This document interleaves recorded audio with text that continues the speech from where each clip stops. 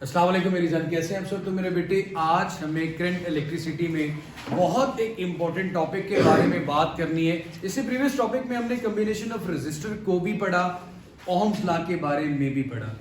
अब मेरे बेटे, ओहम्स लॉ से ही रिलेटेड उसमें हमने ohmic and non ohmic conductors की बात कर ली थी। अभी यहाँ पे इस टॉपिक का नाम लिखा हुआ है IV कैरेक्टरिस्टिक्स। IV वोल्टेज और करंट की कैरेक्टरिस्टिक्स। वोल्टेज I का मतलब करंट, V का मतलब वोल्टेज। कैरेक्टरिस्टिक्स की बात करेंगे for ohmic and non ohmic conductors. तो सबसे पहले we should know the difference between ohmic and non ohmic conductors. अब मेरे बच्चे, फिर उसके बाद मैं IV कैरेक्टरिस्टिक की तरफ चलता हूं।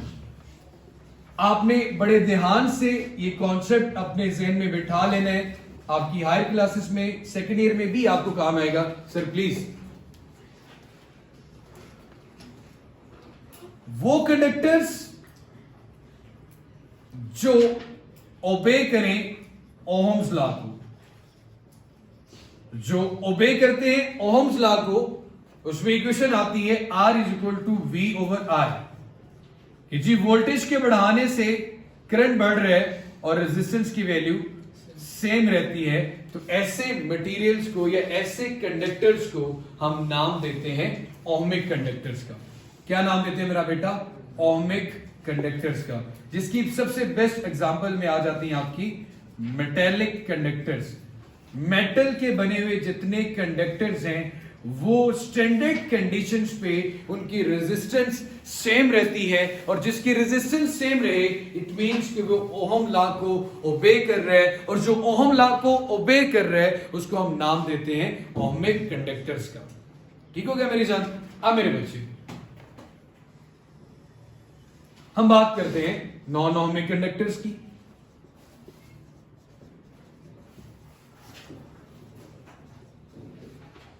नॉन ओहमिक कंडक्टर्स का मतलब इसका बिल्कुल उलट होगा, विच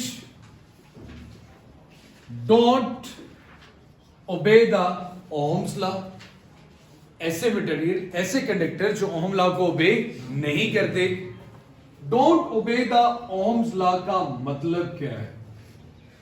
मतलब ऐसे मटेरियल जिनकी रेजिस्टेंस चेंज हो जाती है। जिनकी रेजिस्टेंस क्या हो जाती है मेरा बेटा? चेंज हो जाती है। यहां पे तो क्या था? सेम का मतलब कांस्टेंट, चेंज का ना होना। आर अगर चेंज हो जाए, अब चेंज दो तरह का है, इंक्रीज भी हो सकता है और डिक्रीज भी हो सकती है रेजिस्टेंस। इंक्रीज हो या रेजिस्टेंस डिक्रीज हो। इवन के मेटल्स को जब बहुत ज्यादा टेम्परेचर प्रोवाइड किया जाता है तो उसकी रेजिस्टेंस इंक्रीज हो जाती है, मतलब चेंज हो गई। सेमीकंडक्टर मटेरियल्स, फोर्थ ग्रुप के एलिमेंट्स को कहा जाता है सिलिकॉन और जर्मेनियम।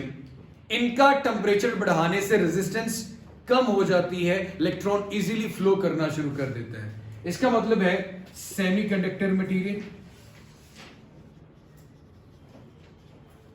फिलामेंट ऑफ बल्ब, और एक होता है थर्मिस्टर। थर्मिस्टर कहते हैं हीट सेंसिटिव रेजिस्टर। इसमें होता यूं है कि जब आप टेम्परेचर बढ़ाते हो तो इसकी रेजिस्टेंस भी क्या कर जाती है? डिक्रीज। इसमें भी क्या है? टेम्परेचर बढ़ाने से रेजिस्टेंस क्या कर जाती है? डिक्रीज। और फिलामेंट ऑफ बल्ब, इसमें क्या होगा मेरा बेटा? आपका टेम्परेचर बढ़ाने से रेजिस्टेंस क्या हो जाएगी? बढ़ जाएगी। कुलियन बढ़ेगी, कुलियन के चांसेस से इलेक्ट्रॉन को फ्लो करना क्या हो जाएगा? मुश्किल हो जाएगा। मेटल में भी यही होता है। मेटल में भी जब टेम्परेचर बहुत ज्यादा बढ़ाया जाता है तो रेजिस्टेंस क्या हो जाती है? इंक्रीज कर जाती है। यहाँ पे रेजिस्टेंस क्या कर रही है? इंक्रीज। लेकिन यहाँ पे ना इंक्रीज कर रही है ना डिक्रीज कर रही है, यहाँ पे रेजिस्टेंस क्या है? कांस्टेंट है। तो ये ओहमिक है, लेकिन जिसमें रेजिस्टेंस चेंज हो रही है उसे क्या कहते हैं? Non ohmic. अब मेरे बच्चे जरा गौर कीजिएगा, ओहम्स लॉ में आपने ये बात पढ़ी कि जी V directly proportional to I। जब दो क्वांटिटीज एक दूसरे के डायरेक्टली प्रोपोर्शनल आ रही हो तो दरमियान में एक स्ट्रेट लाइन आती है ग्राफ की।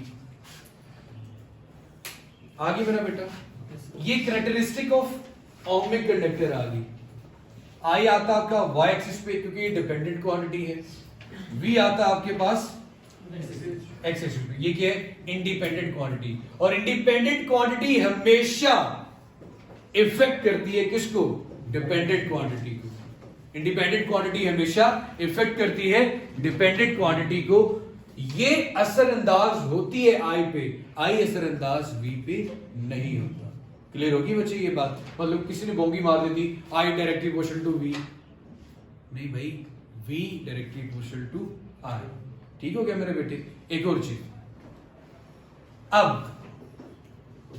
ये ग्राफ स्ट्रेट लाइन आएगी आपके पास, मतलब स्ट्रेट लाइन का मतलब जितना वोल्टेज पे स्लोप, ये ग्राफ से आप क्या निकालोगे? स्लोप।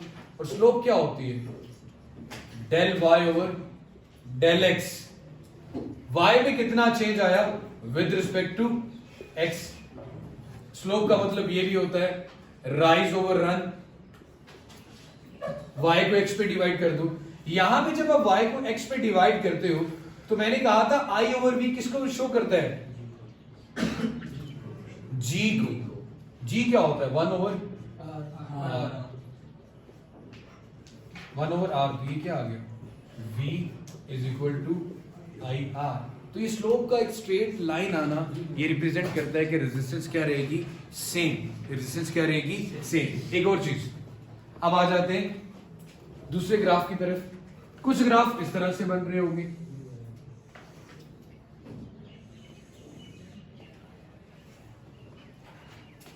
ये जिस तरह यूनिफॉर्म वेलोसिटी का ये ग्राफ बनता था, equal change in distance in equal interval of time, लेकिन यहां पे आपको कोई इक्वल चेंज नजर नहीं आ रहा। कुछ ग्राफ इस तरह से बन रहे होते हैं। अब सवाल ये पैदा होता है कि मुझे कैसे ये चीज बतानी है, क्योंकि आपको यहां पे स्लोप, ग्राफ की स्लोप ये बता रही है कि रेजिस्टेंस इंक्रीज हो रही है, रेजिस्टेंस डिक्रीज हो रही है। यहां पे जब भी किसी भी पॉइंट पे आप स्लोप निकालोगे, स्लोप का मतलब y की वैल्यू को किस पे डिवाइड करो? x पे। हर जगह पे y की वैल्यू को जब x पे डिवाइड करोगे तो रेशियो बिल्कुल क्या आएगी? सेम। आप हो गए तो यहाँ पे r क्या आ रही है आपके पास? कांस्टेंट आ रहा है। r आपके पास क्या आ रहा है मेरा बेटा? कांस्टेंट। मैं यहाँ पे कहता हूँ ये आई वी ग्राफ है, ये भी आपके पास आई वी ग्राफ है। फिलहाल हम ये रिप्रेजेंट कर रहे हैं कि ये ग्राफ की स्लोप आपको रेजिस्टेंस की वैल्यू बता रही है। इस तरह का ग्राफ हो तो आप कैसे बताएंगे कि रेजिस्टेंस इंक्रीज हो रही है, रेजिस्टेंस डिक्रीज हो रही है? गौर करो मेरे बेटे, आप ऐसे ग्राफ में डिफरेंट पॉइंट ले लो, डिफरेंट पॉइंट ले लो। यहां पे देखो एक टेंजेंट ड्रॉ किया, यहां पे एक टेंजेंट ड्रॉ किया, यहां पे एक टेंजेंट ड्रॉ किया। ठीक हो गया मेरे बेटे? सिमिलरली यहां पे एक टेंजेंट ड्रॉ किया, यहां पे एक टेंजेंट ड्रॉ किया, और यहां पे एक टेंजेंट ड्रॉ किया। ठीक हो गया मेरा बेटा? अब यहां से देखो कि आप वर्टिकल लाइन से किसकी तरफ जा रहे हो? हॉरिजॉन्टल लाइन की तरफ। यहां पे देखो तो आप हॉरिजॉन्टल लाइन से किसकी तरफ जा रहे हो? वर्टिकल की तरफ। अब सवाल ये पैदा होता है, वर्टिकल से हॉरिजॉन्टल की तरफ जाते हुए क्या मैं इंक्रीज कर रहा हूं? हॉरिजॉन्टल से वर्टिकल जाते हुए क्या मैं डिक्रीज कर रहा हूं या इंक्रीज? सबसे पहले मैं ग्राफ में एक हॉरिजॉन्टल लाइन ले लेता हूं, ग्राफ में एक हॉरिजॉन्टल लाइन, और मैं कहता हूं इसकी स्लोप बताओ। स्लोप का मतलब मैंने बताया था कि आप देखें y की वैल्यू में कितना चेंज आया विद रिस्पेक्ट टू x। ये y है और ये क्या है? x। क्या y में कोई चेंज आ रहा है? नो। यहां पे क्या आ गया? 0 डिवाइडेड बाय x। आंसर क्या आएगा? 0। इसका मतलब है हॉरिजॉन्टल लाइन की स्लोप सबसे कम होती है, मतलब होती नहीं बल्कि 0। अगर मैं वर्टिकल से हॉरिजॉन्टल की तरफ जा रहा हूं, चेंज तो आ रहा है लेकिन नेगेटिव, या मैं कह सकता हूं वो चीज क्या हो रही है? डिक्रीज हो रही है। तो यहां पे अगर रेजिस्टेंस है तो रेजिस्टेंस क्या हो रही होगी? डिक्रीज। कंडक्टेंस है तो कंडक्टेंस क्या होगी? डिक्रीज। और रेजिस्टेंस क्या हो रही होगी? इंक्रीज। आपकी बुक में जो ग्राफ यहां पे बना हुआ है, इस तरह का ग्राफ आपके पास सेकंड ग्राफ है फिलामेंट ऑफ बल्ब का। तो फिलामेंट ऑफ बल्ब में आप यहां पे जो ये ग्राफ रिप्रेजेंट कर रहे हैं, अब वर्टिकल से किसकी तरफ जा रहे हो? हॉरिजॉन्टल की तरफ। वर्टिकल से किसकी तरफ जा रहे हो? हॉरिजॉन्टल की तरफ। तो कंडक्टेंस क्या कर रही है? डिक्रीज, क्योंकि आपको आई वी ग्राफ की स्लोप रेजिस्टेंस नहीं बता रही बल्कि क्या बता रही है? कंडक्टेंस। जब आप G equal to I V की बात करते हो, आप कहते हो G डिक्रीज कर रहा है, क्योंकि किसकी तरफ जा रहा है ग्राफ? वर्टिकल से हॉरिजॉन्टल। ये तो जाहिर हो रहा है इंक्रीज कर रहा है।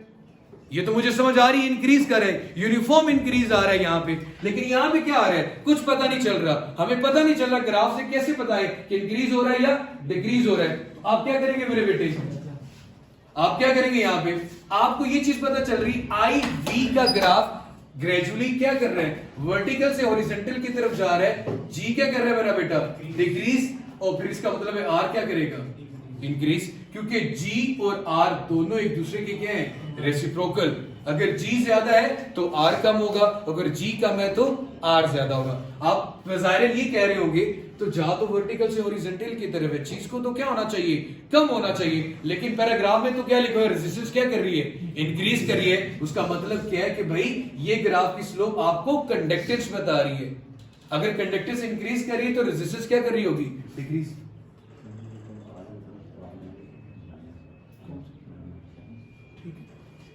ये हो गया मेरे बेटे आपके पास।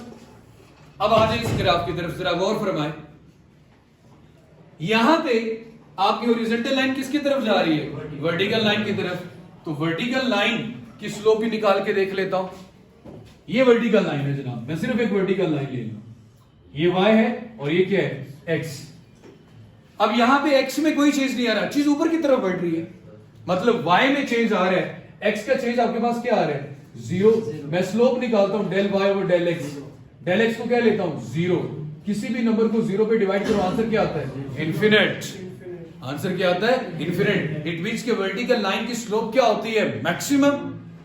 अब मैं अगर हॉरिजॉन्टल से वर्टिकल की तरफ जा रहा हूं तो स्लोप क्या आ रही है, मैक्सिमम। और आई वी ग्राफ की स्लोप रेशियो मुझे क्या दे रही है, देखो भाई मैं y को x पे डिवाइड करूं, y पे है करंट, x पे क्या है, वोल्टेज, आंसर क्या आता है, कंडक्टेंस का। और कंडक्टेंस तो क्या कर रही है, इंक्रीज कर रही है। अगर कंडक्टेंस इंक्रीज कर रही है तो रेजिस्टेंस क्या कर रही होगी, डिक्रीज कर रही होगी। तो ये है आईवी कैरेक्टरिस्टिक्स। आपकी बुक में डायरेक्ट ग्राफ में इंक्रीज और डिक्रीज लिखा हुआ है, बच्चा हमेशा कंसेप्ट में कंफ्यूज हो जाता है कि यहां पे तो स्लोप कम हो रही है, अगर स्लोप कम हो रही है तो रेजिस्टेंस को तो क्या होना चाहिए, कम, लेकिन आप लिख रहे हैं रेजिस्टेंस क्या हो रही है, ज्यादा, क्योंकि बच्चे आपको यहां पे स्लोप कंडक्टेंस दे रही है, रेजिस्टेंस नहीं दे रही। क्लियर होगी मेरी जान ये बात। तो ये था मेरा बेटा हमारा आईवी कैरेक्टरिस्टिक्स का टॉपिक, ओमिक और नॉन ओमिक कंडक्टर में डिफरेंस। इसके बारे में मजीद भी क्वेश्चन हो तो जरूर पूछेगा। खुश रहें, आबाद रहें, अल्लाह ताला सबका हमें नासिर हो। अल्लाह हाफिज़।